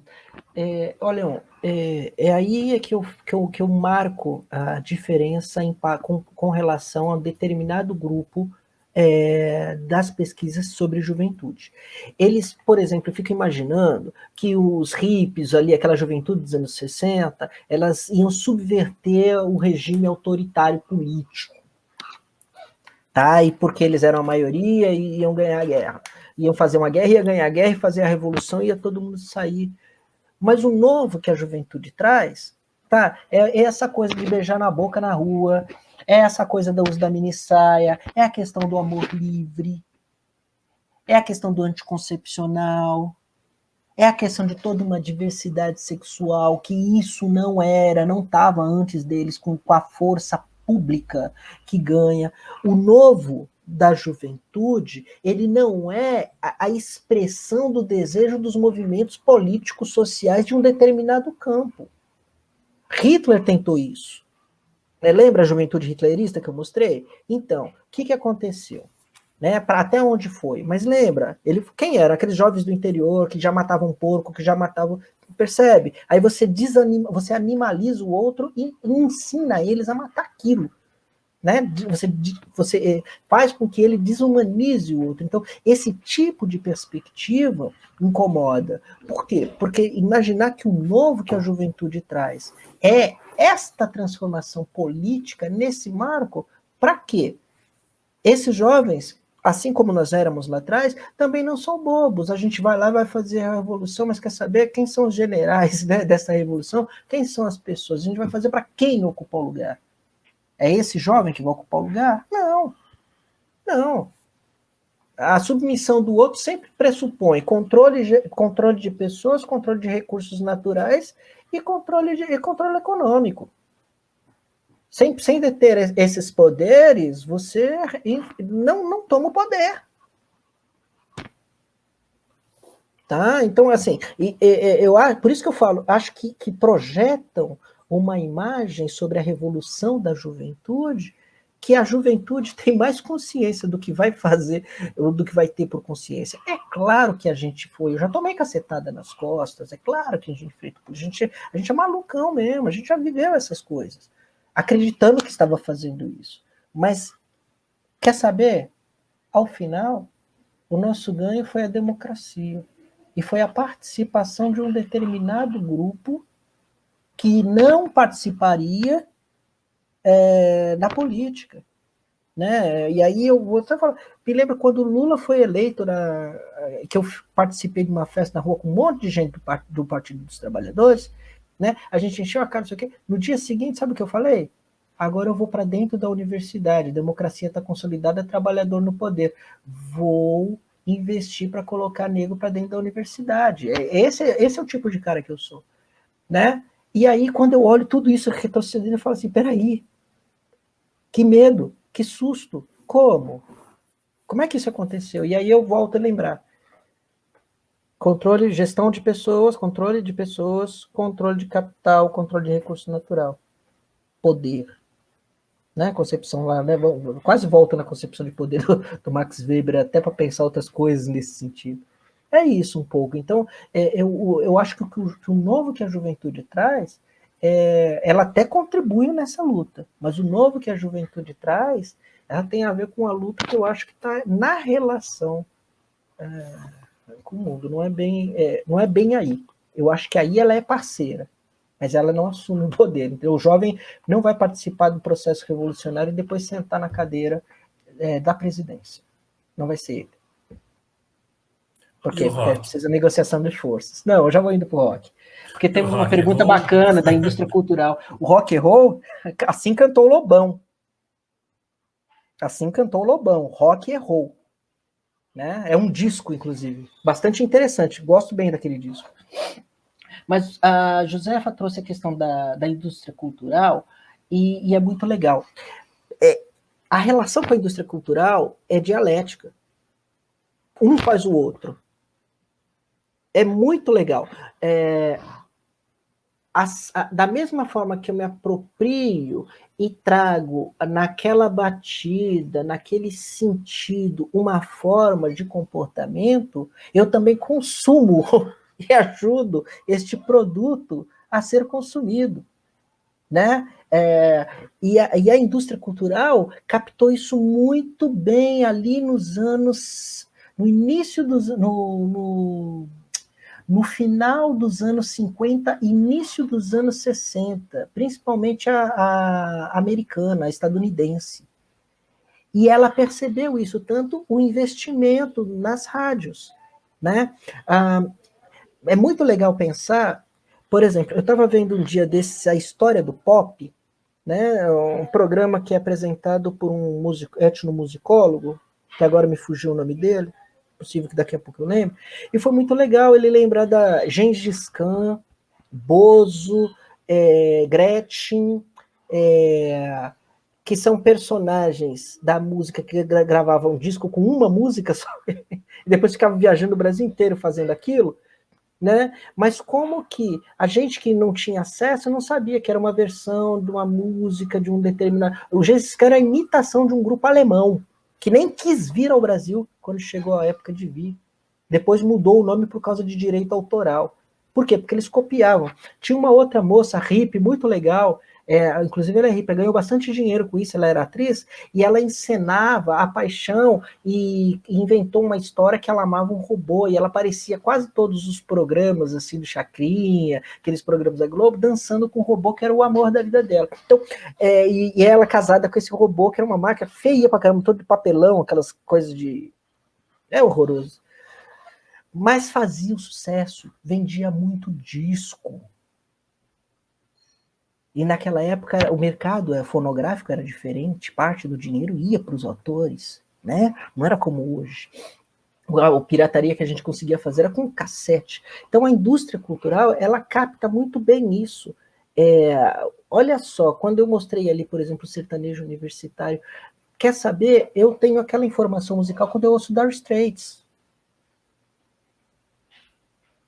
Tá? Mas como que é legal eles pegarem, fazerem aqui, pegarem as temáticas locais, introduzirem ali, fazer um sertanejo que é um rock, às vezes é um country, às vezes é um country rock, e isso está servindo, né? A gente vai encontrar poucos, a gente inclusive acha que poucos desses vão conseguir permanecer nesse cenário musical, um ou outro. Né? E quem começou? Né? Eu volto, Chitãozinho e Chororó. Olha como essa coisa da indústria cultural funcionou. O mesmo com os pagodeiros lá dos anos 80, anos 90, perdão, pagode, catinguelê, essas coisas. Eles produziram pra caramba, introduziram um jeito. Aí as pessoas vão virando, né? Que também, aí vale uma crítica, tem parte da produção dos estudos da juventude que é o estudo jovem enquanto, né? Então, o jovem enquanto pagodeiro, o jovem enquanto sertanejo, o jovem enquanto... O jovem é o jovem. Né? Cadê o jovem enquanto? Né? Então, ele estuda o enquanto, ele estuda o jovem é o jovem. Eu respeito. Essa produção traz bastante ganho, mas a relação dialética com a indústria cultural, e a gente vai encontrar isso também no grupo, né? É muito legal. É pensar um pouco isso. Agora, o rock, como não vamos negar que havia, sim, que trouxe, sim, um elemento de rebeldia, que aquela batida, que aquela música fácil de 4, 5 notas, né, permitiu muita coisa, ou como punk rock, quando a gente escuta 3 notas batidas, todo no ritmo, uma quebrada, 2 quebradas, fim da música, pam, pam, pam, acabou. Então, quando a gente traz isso, a gente traz a dimensão que eu acho bonita na juventude, que é a expressividade, que é o tocar, né? E rock bate dentro, igual samba, mas bate dentro, né? A coisa da música na batida do coração. Né? E a indústria cultural captou isso, sabe lidar com isso muito bem, os jovens também. Efetivamente, contemporaneamente, né, agora isso está sendo um pouco quebrado pela internet. Algumas empresas estão dando conta de dar a volta nesse processo, mas ainda é algo que a gente precisa observar melhor para entender para onde vai a indústria cultural com o advento da internet. Vem uma mudança aí. Né? O acesso à música transformada em informação, ela traz uma novidade que a gente ainda precisa compreender melhor, para entender a indústria, para repensar um pouco se aqueles modelos clássicos de compreensão da indústria cultural ainda servem. Eu caminho um pouco por aí, professora Josefa. Acho que eu dei conta de todos, né? Faltou alguma, Leão? Maravilha. Temos outras aí vindo. Ora, a gente está aqui para isso. Aí. Vou trazer aqui uma questão do professor Gabriel, da UENG, nosso colega. Luiz, em 2013 houve a instituição do Estatuto da Juventude. Você acha que esses marcos legais interferem nas culturas juvenis? Se sim, de que forma? Eu queria emendar um pouco aqui, pensando, né, essa ideia de futuro, de solução, jovem como solução. Eu acho que junto com a juventude, né, que a gente entende, vai surgindo como transformações da modernidade, né, quando surge a modernidade com uma ideia de futuro, se pensa mais no futuro do que no presente, né, e a juventude um futuro. Aí todas as questão né, ligado a isso, nessa pergunta, né, o Estatuto da Juventude, a instituição de políticas públicas para a juventude, as juventudes. E aí você trouxe um bom exemplo, né, do Hitler, né, juventude nazista, juventude fascista, etc., como formas de políticas públicas para essas jovens, pensando no futuro. A ditadura e vários governos buscam, né, implementar essas políticas, certo? Olha um pouco mais sobre, então, essa ideia de política pública para a juventude, futuro, e, mais recente, né, esse Estatuto da Juventude aí. O Estatuto da Juventude, eu vou começar por aí, ele é uma conquista. E ele é uma conquista que é fruto e resultado de uma luta. E ela se insere nessa perspectiva do jovem como solução, não do jovem como problema. Por quê? Porque o Estatuto ele vem sendo construído com muita luta, com muito enfrentamento, não é de agora. Né? Demandou toda uma articulação e tudo mais. Então, o marco, né, esse marco legal, ele tem uma importância fundamental e ele não deve ser perdido de vista, tal qual Constituição, tal qual LDB, tal qual um conjunto de leis. Eu estava conversando com uma amiga francesa há pouco tempo atrás, e ela também estuda juventude lá, e ela estava falando para mim, né, foi um contato bastante interessante. Colega. E o que ela estava falando foi muito interessante, porque ela estava apontando exatamente como que todos os estados democráticos em que houve um processo de guinada política à direita, a ação que minimiza os aspectos mais democráticos foram sendo atacados. Então, os conselhos, né? Então, ela falou, por exemplo, a gente tinha um estatuto de juventude e um conjunto de políticas de juventude na França. O Macron acabou com isso. O Macron não nomeou o secretário de juventude. Ele acabou com a secretaria. Né? E aí ela foi mostrando um pouco como que essas guinadas conservadoras, neoliberais, elas foram atuando e vão atuando no sentido de tirar a responsabilidade sobre um conjunto de demandas sociais, né, por uma lógica de que essas demandas sociais não deviam existir, que o mercado devia regular. Por exemplo, a questão da relação emprego-trabalho para a juventude, etc. Né, isso é muito, isso está sendo, né, um momento político, e não é só o Brasil que enfrenta. Então, a atuação na defesa do marco legal implica em uma possível guinada política, você ter a base para a reimplementação disso, né? Por exemplo, vamos pensar, você pode pensar meio ambiente, e pensa o que significou o fim dos conselhos de meio ambiente. Né? Como que, sem um conselho que era uma ação fiscalizadora, proponente e tudo mais, a potência de denúncia organizada diminuiu. Né? E aí, qual foi uma das primeiras ações do atual governo? Foi acabar com todos esses conselhos. Então, quem é que denuncia hoje a falta de política para a juventude? Eu vou dizer qual é a política para a juventude que hoje tem. Investindo um monte de dinheiro dentro da iniciativa privada para ela contratar jovem de forma precarizada. Tá certo? É isso que eles estão propondo. É isso que é aquilo.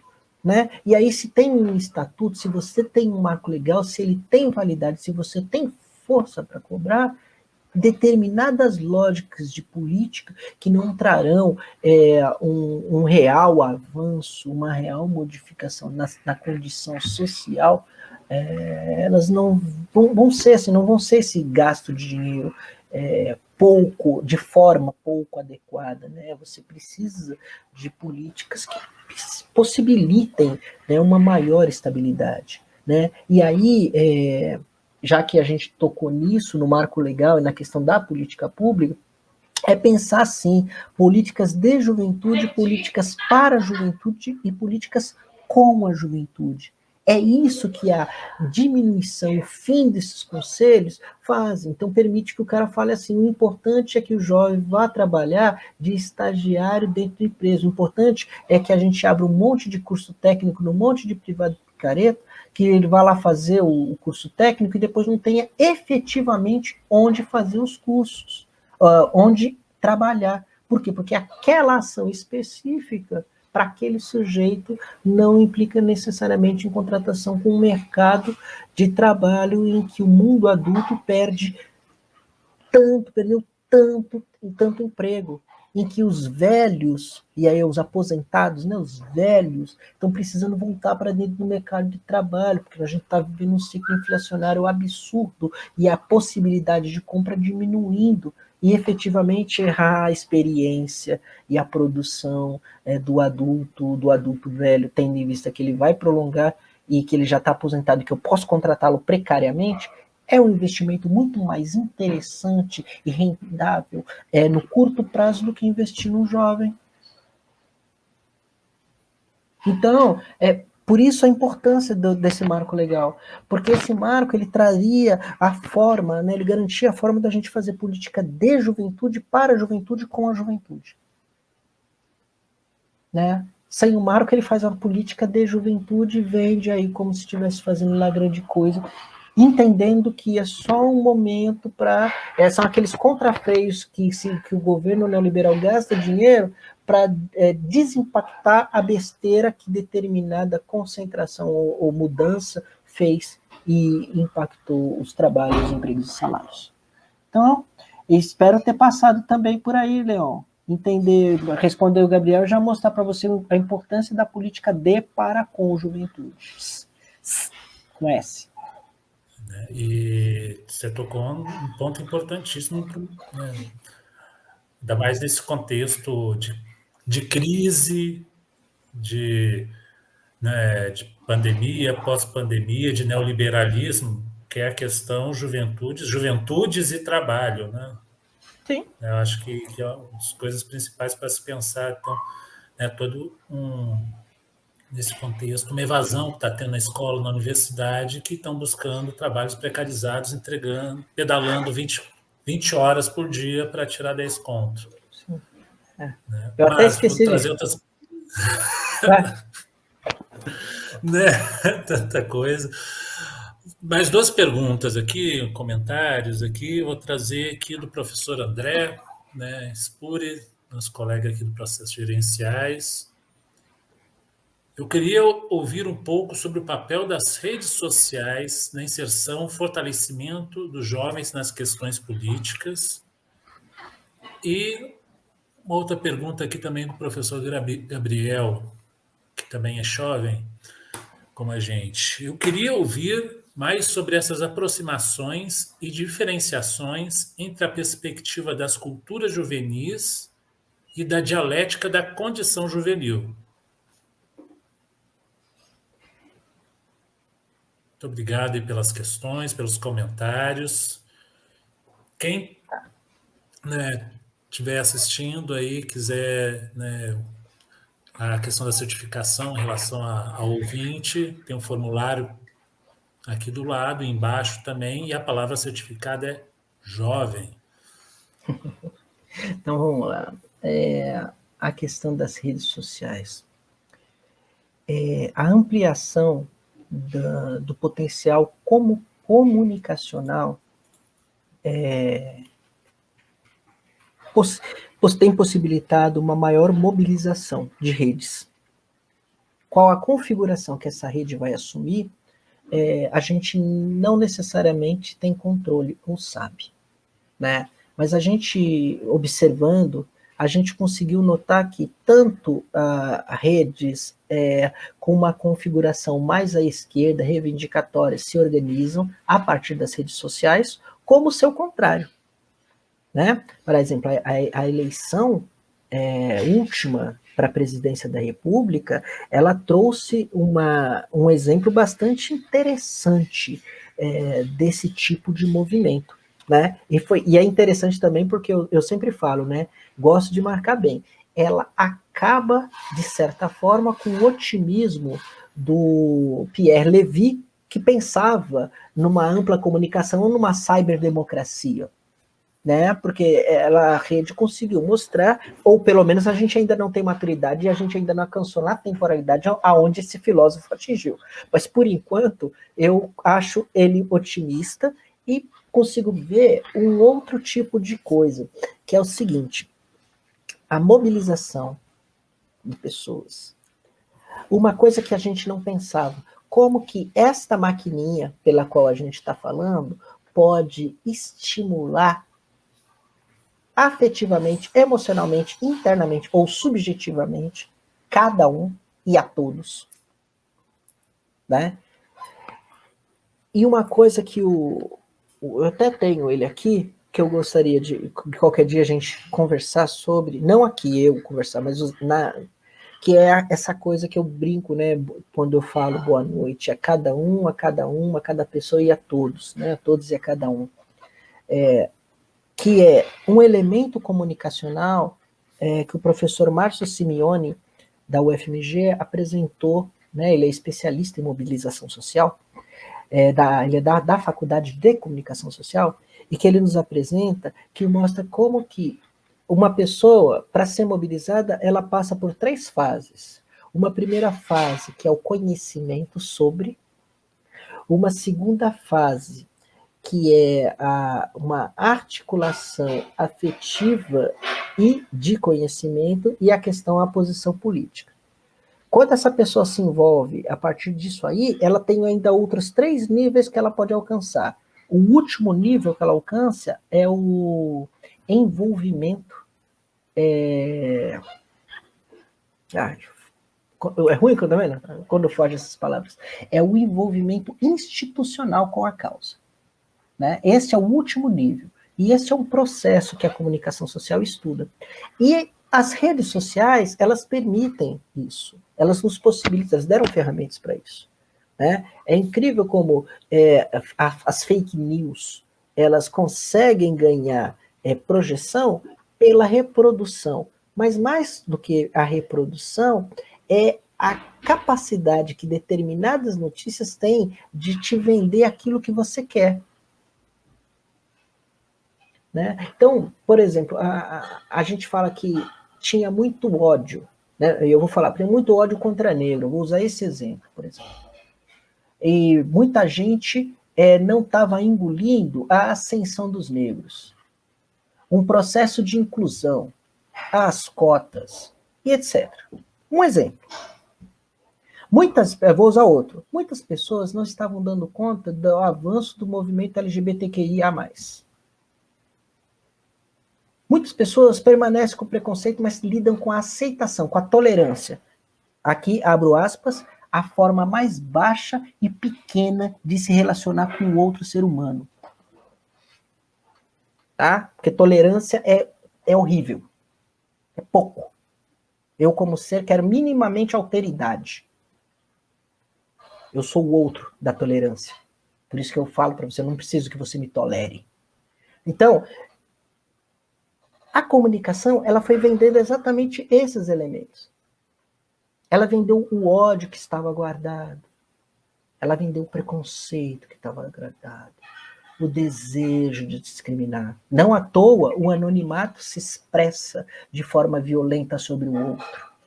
A rede social, sem a presença, é o que permite que pessoas determinadas digam em relação ao outro coisas absurdas. Ou até mesmo grite sem conhecer. Qual é o impacto de fazer isso tete a tete? Então, as relações distanciadas que a rede permite possibilitam a mobilização de algo que é para além do conhecimento, de elementos que estão na subjetividade. E este potencial, ele pode ser usado por ou em diversas configurações. Tá? E a articulação dos pontos, aí pensando na teoria das redes e os nós, é o que permite determinadas mobilizações. Então, quando você pensa o movimento Catraca Livre, quando você pensa alguns outros movimentos, quando você pensa a própria Primavera Árabe, né, quando você vai pensando um conjunto de movimentos de população que se organiza contra alguma coisa, pode ver, uma das ações do governo é tentar derrubar a internet. É tentar derrubar a comunicação. Por quê? Porque ali você vai produzindo um movimento de enxame, né? Você vai produzindo um movimento de, olha, vem pra rua. Lembra o vem pra rua? Se você pensar, olhar assim, por 10 minutos vem pra rua, você vai ver que tinha pessoas que estavam lá e que eles até tinham alguma simpatia ao movimento, mas eles só desceram a escada dos seus prédios e foram pra rua mesmo porque tinha muita gente fazendo. E eles queriam participar daquilo. Aquilo trazia a memória de algo que já foi feito lá atrás, como as diretas já, o Fora Collor e etc. Então, pensando isso, eu estou pensando nos adultos sendo mobilizados pelos jovens do Catraca Livre. Então, é um pouco isso, a força que tem. E aí, se você pensa que esses movimentos estão internacionalizando, André, né, e que eles são uma representação de algo que não está só aqui, né? Por exemplo, pense o movimento de mulheres, né? O movimento ecológico, movimentos veganos, o LGBTQIA+, né? Hoje o feminismo, hoje o cara fez um ato de machismo lá no Egito, postou na rede social e foi processado porque alguém daqui comunica lá que isso é misoginia, isso é machismo.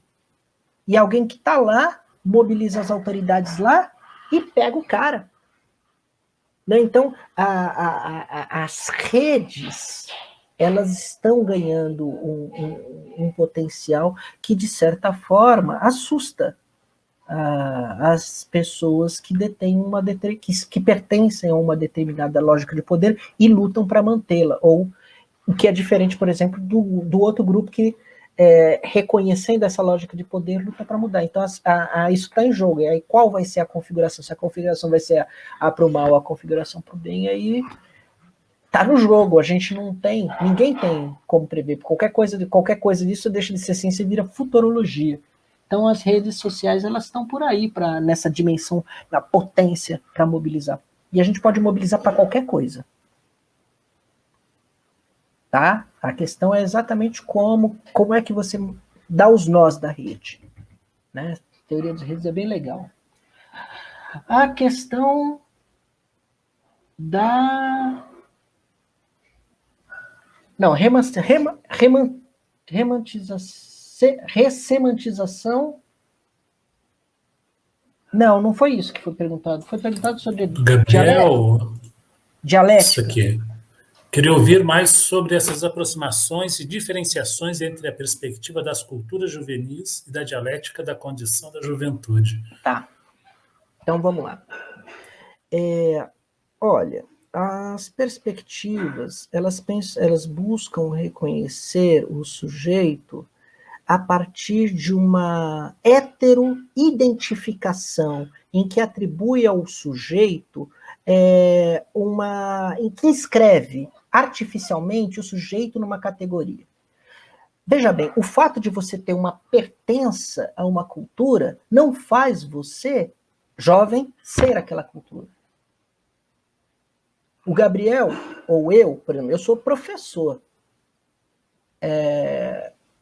Mas o fato de eu, no final de semana, estar fazendo churrasco, não faz de mim um churrasqueiro. Né? Então, eu estou usando esse exemplo bem toscão assim, para dizer um pouco dessa questão, de como que isso incomoda. De dizer, por exemplo, que o menino que vai ao baile funk, ele é funkeiro. sabe? Se ele dança samba, se ele dança reggae, se ele gosta de conjunto de músicas, ele vai naquele baile, porque naquele baile, naquele lá, ele quer ver as meninas, os meninos, ele quer dançar junto, ele quer mexer o corpo ali. Mas daí a dizer que ele é, ou seja, você constrói uma heteroidentidade aí. Mas efetivamente ele tem as dores, os amores, as paixões, né? Quando você recorta a pessoa pelo que ela faz, pura e simplesmente, você esvazia o sujeito de um conjunto de significados. Isso não significa que o estudo feito por essa perspectiva não traz, ou não trouxe, pelo menos, um conjunto de benefícios para a compreensão. Né? Esses estudos, né, dos funkeiros, do pessoal do hip hop e tal, eles trouxeram um conjunto de contribuições.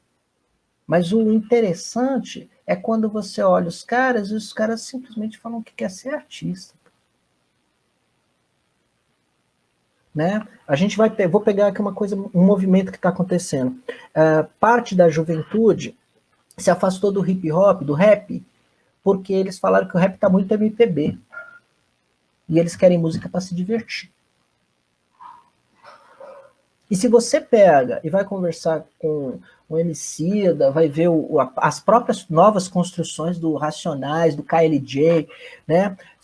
Quando você vai ver essa sonoridade, essa produção, você vai ver exatamente isso, que há uma maior harmonização, ou seja, eles estão tirando um pouco da sujeira do asfalto e colocando outras coisas. Né? Olha como que o Marcelo D2 se deslocou em termos de gosto musical lá do Planet Hemp. Você pega lá, escuta Planet Hemp, vai escutando hard rock, depois você vai ver ele trazendo o rap, e aí ele fica ali no rap, né, mais chão, e de repente quando ele vai lá para a batida perfeita, cara, parte da juventude simplesmente descolou totalmente dele. Mas o que acontece? Aquilo foi tão bacana, foi tão legal, né? Ele estava fazendo um samba num outro. Como é que é isso? Ele não era do rap? Então, essa confusão promoveu o afastamento. Então, a perspectiva, né, eu vou dizer dessa forma de pensar, o jovem, enquanto tem esse limite de não lidar com o jovem, de fato, mas lidar com a forma como aquele jovem está fazendo aquilo, que não é a totalidade dele. Aquilo pode até ter expressividade de alguma dor, de algum outro elemento, mas aquilo não é ele. Né? A dialética da juventude, né, que é essa perspectiva da qual eu assim, como eu disse, eu me aproximo com ressalvas, né, porque aquele negócio, não existe teoria boa. Teoria boa é a que você implica para resolver seu problema de pesquisa. Por isso que eu nunca sou nada, né? Não sou marxista, não sou isso. São todos marcos teóricos com os quais eu utilizo e por isso tenho que conhecer, para implicar adequadamente nas minhas pesquisas. Não sou weberiano, já acreditei. Não sou eliasiano, que é quem eu mais uso. Eu gosto mais dessa sociologia fluida, como um rio, né? Menos da sociologia tipo Bourdieu, assim. Embora conheça os dois.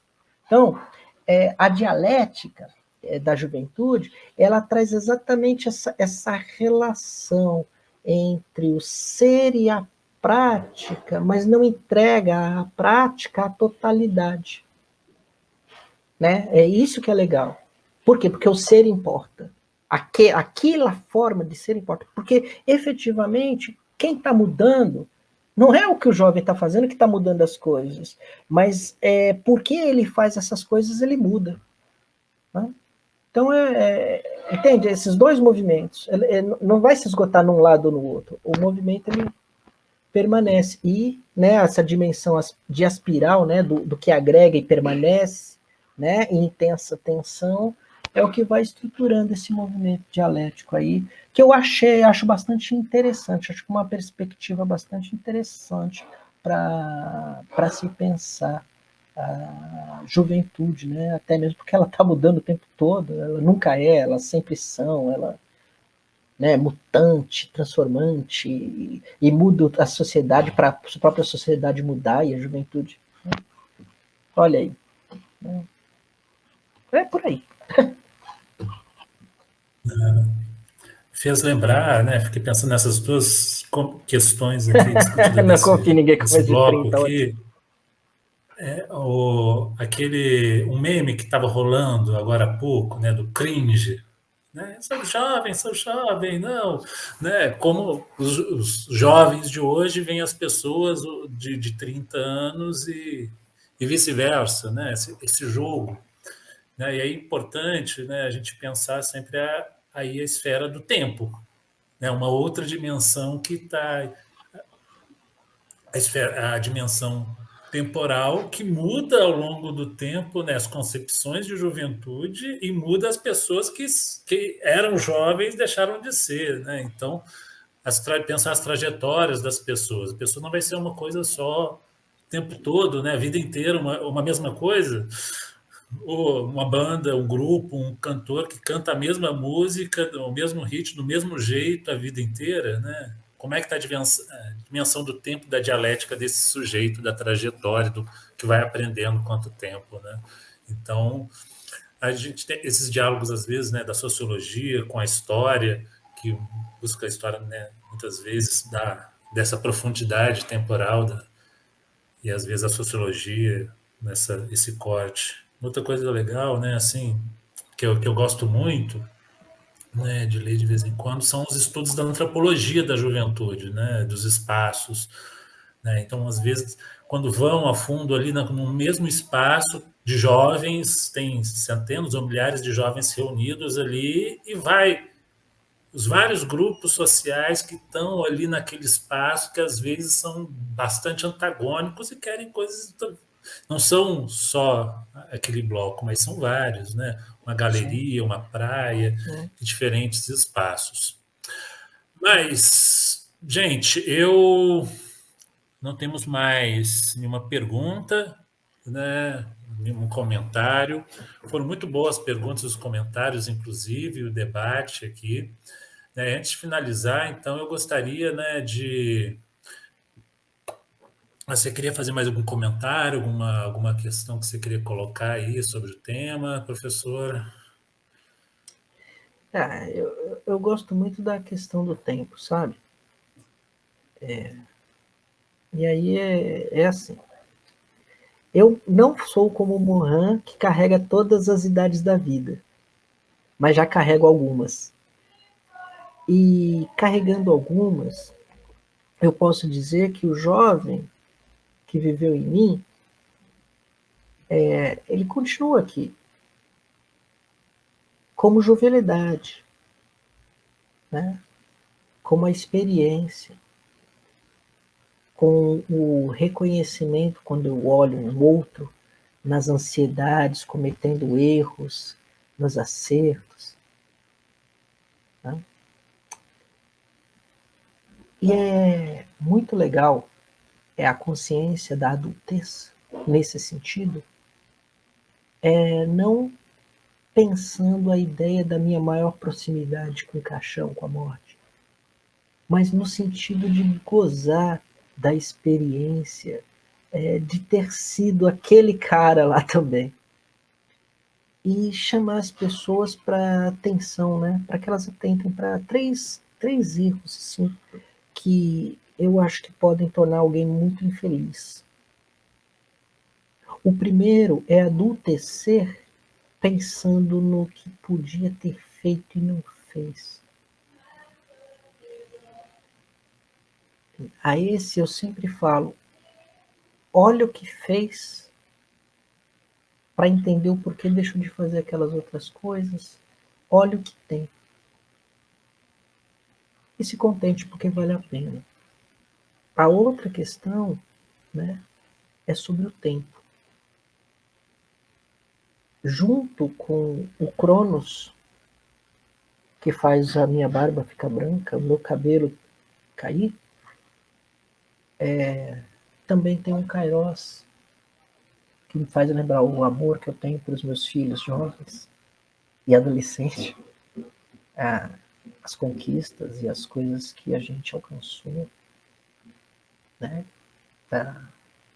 Do tempo que lavava carro ao professor doutor, quanta coisa que chega, né? Quanta coisa que tem.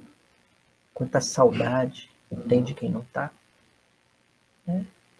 E, por último, dizer dessa coisa tudo que eu falei agora tem a ver com a juventude. Com a juventude que eu tenho em relação até onde eu não sei que vou chegar, mas sei que vou chegar. Porque isso que eu falei agora vai ser bobeira de quem ainda é jovem, dependendo da idade que eu chegar. Então, Kairos, né, também é uma forma de pensar, contar e entender esse tempo. Então, para além do Cronos, Kairos.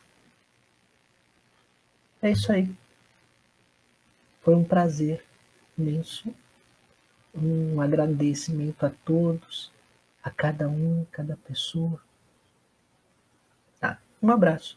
E agradecer a história, ao curso de história, na figura do professor Leão, aos colegas que estiveram presentes, as questões que foram levantadas. Tá? E obrigado aí pelo convite, Leão. É gostoso falar de algo que eu gosto. Eu gosto mesmo de falar disso. Eu que agradeço, Luiz. Acho que a gente tem feito um diálogo aí já no grupo de estudo sobre juventude, né? Acho um começo de uma parceria, de umas trocas aí que a gente está fazendo aqui na universidade, em conjunto com outros colegas também. Foi ótima conversa e vai ser uma das primeiras, né? Uma das primeiras de muitas que vão vir pela frente. Então, muito obrigado pelo convite, né? Quer dizer, desculpa, para aceitar o convite. Para aceitar o convite. O tempo. É o tempo. Vamos comer uma pizza agora? Oh. Então, muito obrigado também, né, a todo mundo que participou, a todas e a todos que participaram, ao pessoal do História em Diagnóstico, né, que é o projeto de extensão aqui da UENG, agradecer ao UENG por todas as possibilidades que estão gerando entre a gente, né, proporcionando, né, para nós professores, mas também para os alunos aqui, essas parcerias. Ao professor Igor, né, que fez a parte da divulgação do material e que coordena o projeto. Enfim, como uma dos grupos citados aqui pelo professor, não foi tempo perdido. Muito obrigado, boa noite, se cuidem, comida no prato, vacina no braço e fora Bolsonaro. Alô, gente. Boa noite. Espero que tenham gostado. Nos vemos no próximo episódio.